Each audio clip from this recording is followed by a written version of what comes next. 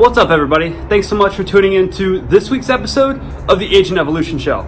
So today what I want to talk with you about is the 3 ways of communication. And we kind of flushed this out yesterday in our Agent Evolution Roundtable event and spent about 2 hours on this one concept because it's so important in your life, where it shows up, and how often we deal with this.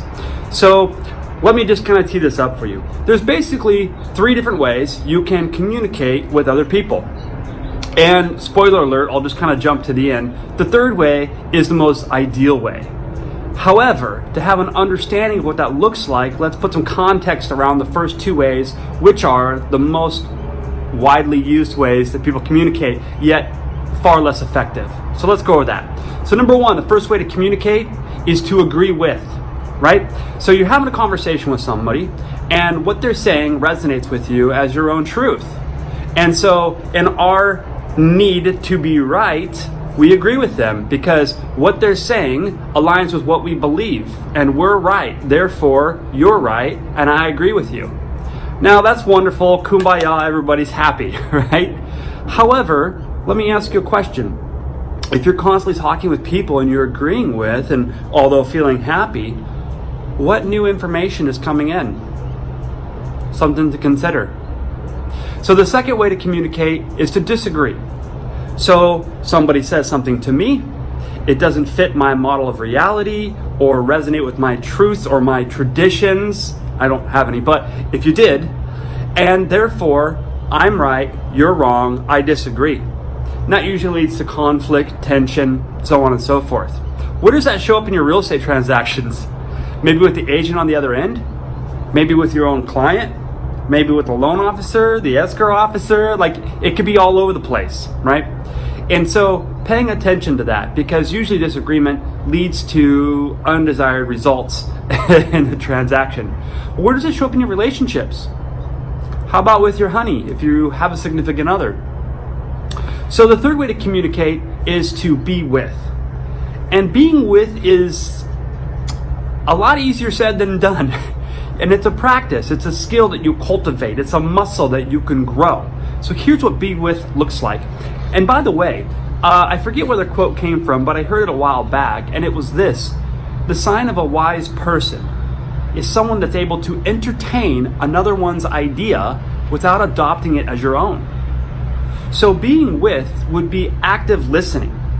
And so when someone's communicating, to put your agenda to the side, fully present, to just hear what's being said so that you can land on an understanding of where that person's come from is.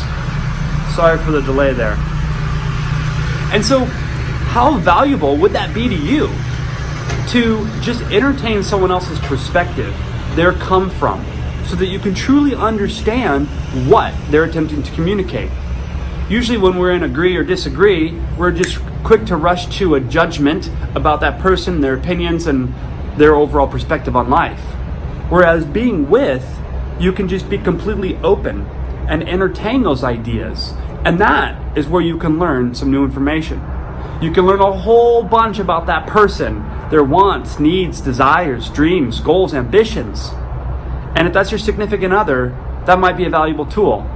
And I'd fair to say if you were dating, you were very much be with and open. And it's just over time that we tend to close off. So where in your real estate transactions, maybe sitting down with a client for the first time, instead of getting right to the point or needing them to see your way, or in the middle of a transaction and you've got a Benzer situation going on and fighting over repairs or appraisal, can you communicate and just be with to understand that person's come from? And when you can do that, and you can do that well, you'll tend to be open to more solutions that are available to you because you really understand what that person's goals and aspirations are. So just a valuable tool. And when you're being with somebody, here's a couple key points that you want to keep in mind. So when someone's communicating and you're being with, just open to entertain their perspective and their idea, this is very valuable. You want to reiterate to that person in your own words what you understood about what they said. And so it would start something like, what I heard you say was, and then repeat what they said in your own words. How did you understand that? And that's a valuable tool because it communicates to the other person that you care enough to listen. You care enough to understand about them and their perspective. That person's going to feel heard, respected, and loved. And would that benefit the relationship? Regardless if it's a client, your significant other, your children, right? And so also when you repeat back what you heard, it gives the speaker an opportunity to check in to the effectiveness and efficiency of their own communication. So it's excellent feedback.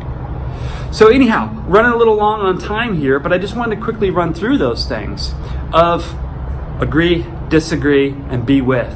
And be with is the state where you can learn new information to evolve your own consciousness, your own deeper understanding of yourself and others, and open and available to multiple solutions to diffuse a situation or create a bigger, better desired outcome for all parties involved, making it a win-win-win.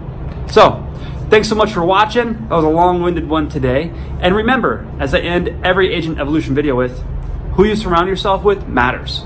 Do you surround yourself with people that practice the third style of communicating, where they be with and they're open? Or are you around the people that are positioned and agree or disagree? Just something to consider. So, thanks so much for watching. I hope this brought tremendous value to you, and make it a great day.